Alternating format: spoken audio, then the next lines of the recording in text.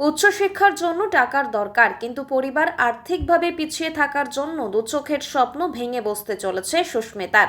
জলপাইগুড়ি কুমুদিনী উচ্চ মাধ্যমিক বিদ্যালয় থেকে এবার 461 নম্বর পেয়ে বিদ্যালয়ের সেরা তথা জলপাইগুড়িতে বিশেষ জায়গায় আছে সে। বর্তমানে তার পারিবারিক অবস্থা খারাপ, তাই কলেজে ভর্তি হওয়ার জন্য বেশ কয়েক হাজার টাকার প্রয়োজন।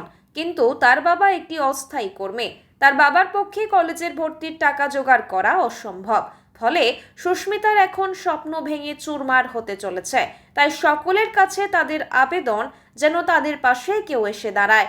জানা গেছে, জলপাইগুড়ি জেলা পরিষদের সভাধিপতি সুস্মিতা চন্দ্রকে কিছুটা আর্থিক সাহায্য করেছে।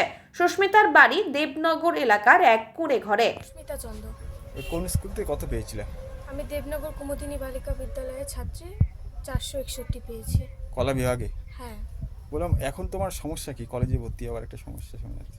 মানে সমস্যা বলতে আমার বাবার আর্থিক অবস্থা সেরকম ভালো নয়, তো ভর্তির দিক থেকে একটু সমস্যাই হচ্ছে। ভর্তির টাকা জোগাড় করতে পারছো না। কত টাকার প্রয়োজন? 2700। তো কি করবে তাহলে? কেউ সাহায্য করলে ভালোই হয়। মানে ভর্তির টাকা পাচ্ছ না জোগাড় করতে? না। তা কি আশা আশা তো করেছিলে কলেজে ভর্তি হয়ে নতুন একটা কিছু স্বপ্ন দেখবে, সেটা কি করবে? জোগাড় তো করতেই হবে এখন উচ্চশিক্ষার জন্য। তোমার বাবা পারছে না জোগাড় করতে? না। আপনার মেয়ে তো? হ্যাঁ, কি কি সমস্যা এখন? সমস্যা তো ভর্তি করা নিয়ে সমস্যা হচ্ছে এখন।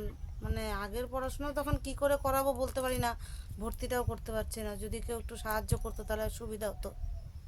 আচ্ছা, কত টাকার দরকার আছে?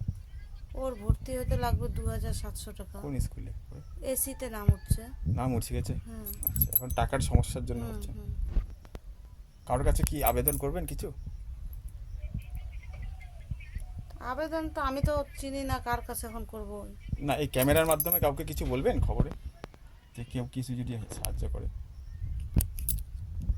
হ্যাঁ, সাহায্য করলে তো ভালোই হয়। কেউ যদি করে, কেউ যদি আমাকে মানে সাহায্য করে তাহলে ওরও উপকার হয়, ও পড়াশোনার দিকটা আগাইতে পারে। কি নাম আপনার? শর্মিষ্ঠা চন্দ্র।